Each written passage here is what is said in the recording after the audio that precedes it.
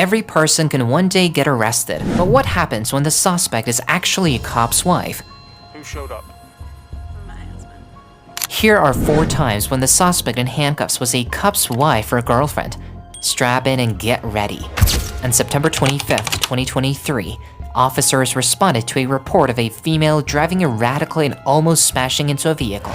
She eventually came to a stop after hitting a curb by the side of the road, and as the cops approached the vehicle while still on, they weren't very happy to realize who the driver was.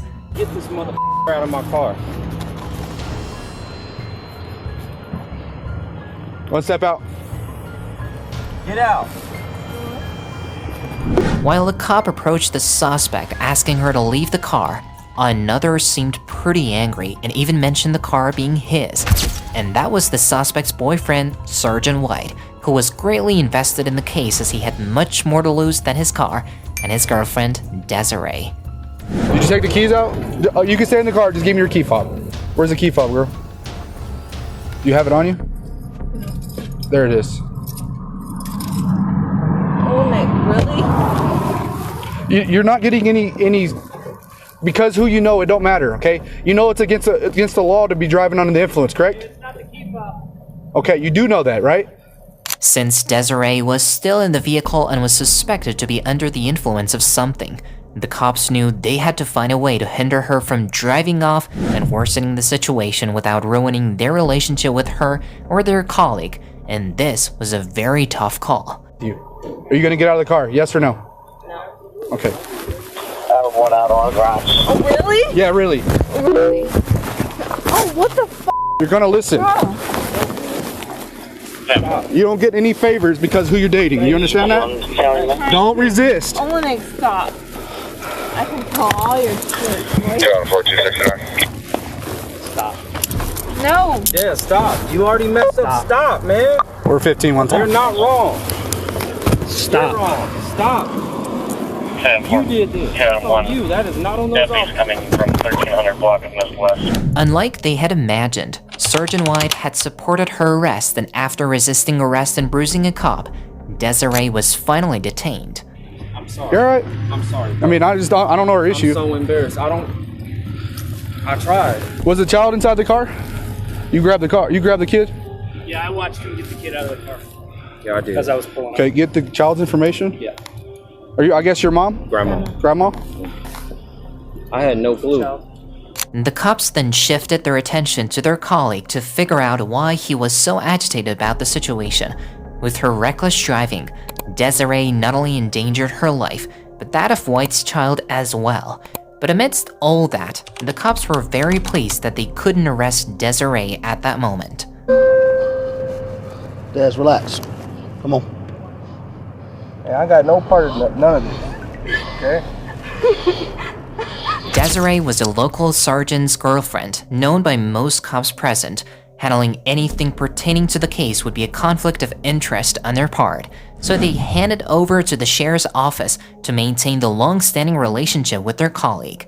I ran up, I snatched the door open, I put the car in park, I turned it off. I didn't see the key fob, but I have my spare. I keep my spare in my unit. Watch your road.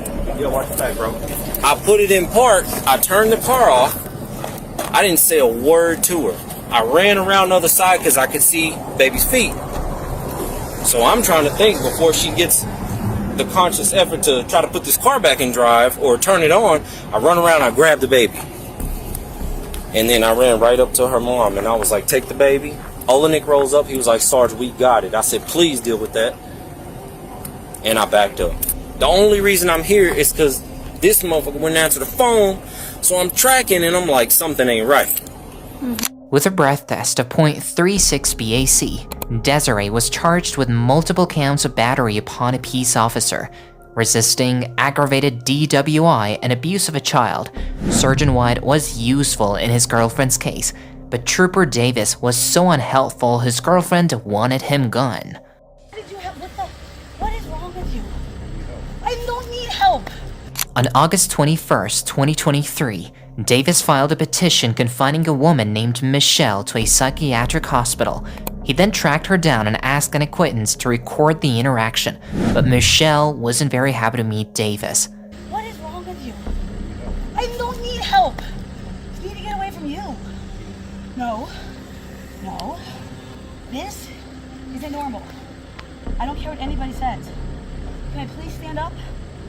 In the commitment petition Davis filed, he noted several worrying texts from Michelle which read, "I think I'm going to drive off a cliff and go out in style."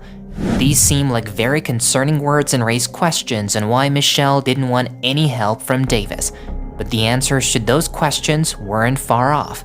Absolutely insane. Insane. Like, and then you paint me to look insane as I'm sitting on the ground and my head slammed into this and that. By a cop who called the cops on me. 4 months before this incident, Davis and Michelle entered an intimate relationship together, but Michelle soon ended the relationship with Davis seemingly for various reasons. But if you want to sit on me, and you call the cops on me for what? For what? Oh, because I'm around a sociopath who says he can do whatever he wants, women are objects, whatever he wants. I'd be happy to tell them that. I mean, I don't know why you don't like when your truth, I just tell it back to you. Like, I don't know why you don't like that. But this is unacceptable behavior. Totally unacceptable. What the f? Davis was off duty that day. He could have been home with his kids and wife whom he cheated on. But instead, after telling Michelle things like, "I know you're not crazy, and I'll paint you as crazy," he was now sitting on her legs while waiting for backup to commit her to a psychiatric hospital. Who does that? You don't give a shit about anything except yourself. And if this is caring, you have a very delusional way of expressing it. Get off of me. I didn't do anything. I didn't do anything wrong except disagree with you. With bruises all over her body from being manhandled on gravel, Michelle hoped she could get off the floor, but she soon wound up in a far worse situation. I don't understand. And I can't relax. You just called the cops on me for existing. I didn't like your truth. Jesus, dude. Come on. What the fuck? What? Why are you treating me like I'm a criminal? I didn't do anything. I just want to be able to stand. Back and find out where they are. Davis claimed to care about Michelle, but his use of force was visibly from a place of perceived malice. Michelle was now aggressively restrained between a rock and a hard place, causing her to rue the cause of her current predicament. I can't make up that I assaulted you. I just didn't agree with your truth. I didn't do anything wrong. I didn't do anything wrong. I just left. Like, I don't understand. Months later, backup arrived and Michelle was committed to a psychiatric hospital, but was released 5 days later after displaying no suicidal thoughts.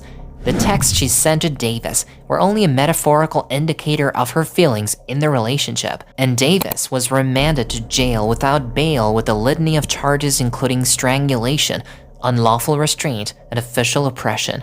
Davis claimed to arrest his ex out of care, but the next cop didn't stay to own up to his actions. Who showed up? My husband. November 12th, 2017, a police officer was notified of a physical altercation involving 2 men, but upon getting to the scene, he only saw one of them, and that ended up a good thing for him. So, what happened? Someone ran down the hill. I was sitting here exercising and just... 30-year-old male, multiple blows to the head, swelling on the side of the face. He is conscious and breathing. Just came down and jumped me and started hitting me in the head. Do you know him? Yeah. Okay. The man had been exercising at the park when another man assaulted him. Luckily, a passerby was present to stop the fight from escalating, and even though the man didn't disclose what caused the fight, the cop had a pretty good idea. And from what I understand, this is his wife? Yeah. You had any beef with him? Any issues? There's been an ongoing issue, but nothing physical until now. Okay. You want to press charges? No? The man was at the park with a woman and he got jumped by her husband. While the relationship between the man and the woman isn't clear, I'd say it's safe to assume that the woman's husband didn't like that they were together, and rightfully so.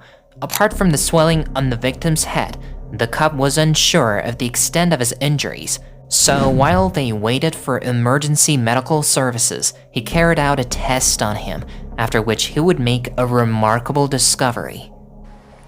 You know what day of the week it is, Sean? It's Sunday, You know what month we're in? November What year is it? 2017. Who's president? Trump. How many quarters in a dollar? Okay. You have any medical issues? Allergic to anything? Okay, cool. Did you lose consciousness at all? Did he just use his hands, feet? I think just his hands, yeah. Okay. Assured he was cognitively sound, the cop shifted his focus to the wife of the assailant, Stephanie, who was a witness to the assault and held information that the cop could only wish was false. Who showed up? My husband, What's your husband's name? Josh Molly. Huh? Josh Molly. Josh is in APD, Josh?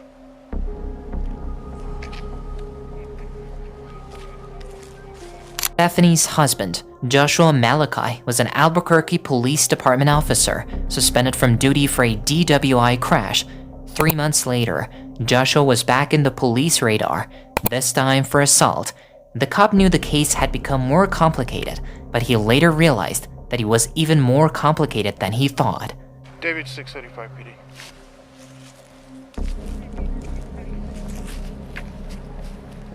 Can you have a supervisor respond out here, please? Negative code.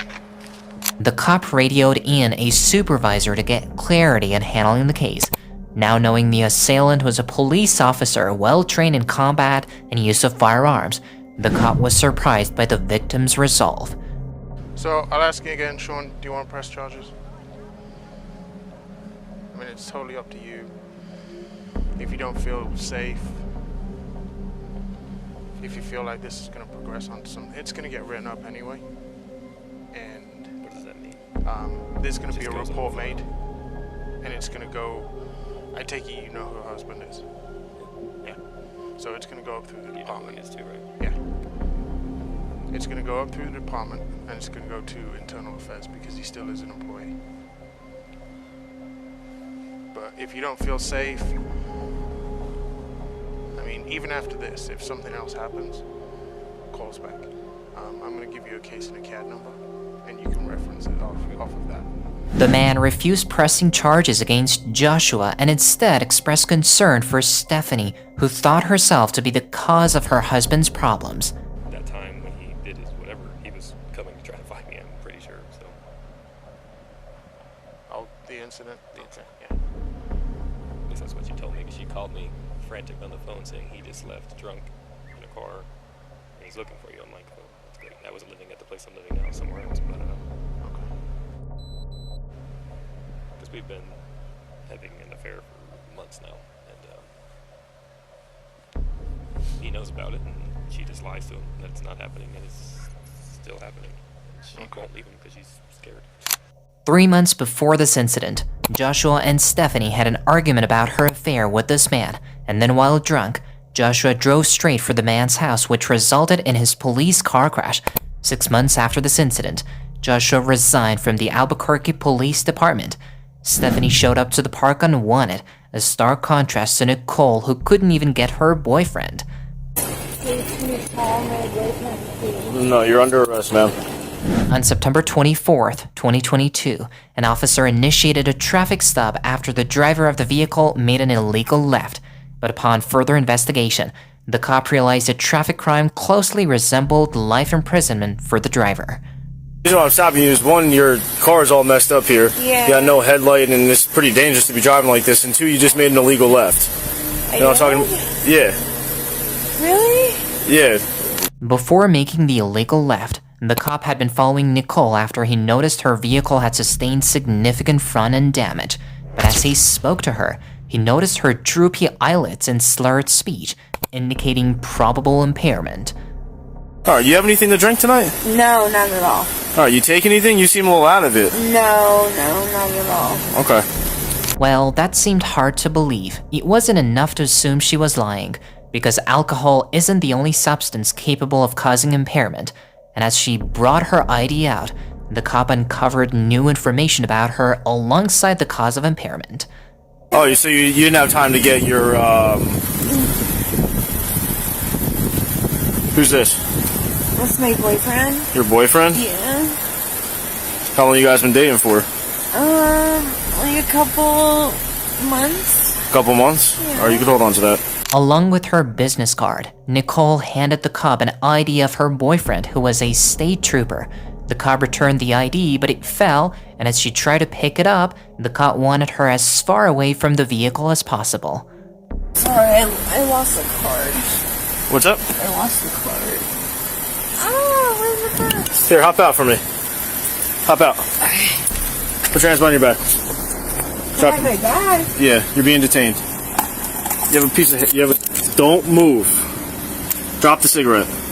Drop it. Please, Drop the cigarette. please stop. Ma'am, Please. there's a thing of heroin right there. Please, I'm Stop. getting a expungement straight now. I'm telling you, Please stop moving. Don't ruin my life. I'm not ruining your life. My dad is Do not move. Do not move. She tried to absolve herself from the situation, even mentioning her dad, who was possibly a government personnel, but the cop was more concerned about what else she had on her.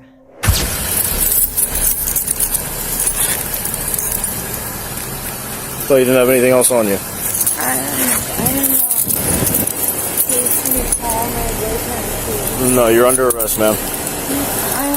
I'm just due for an expungement right now, please. Okay. I'm sorry, but... Nicole was given the opportunity to perform field sobriety exercises, but that obviously didn't go very well for her. 1,007, 1,008, 1,009. Sorry. Alright, you can stop. Nicole took the breath test and she had a BAC of 0.0, and upon searching her car, the police found over 100 wax folds of them.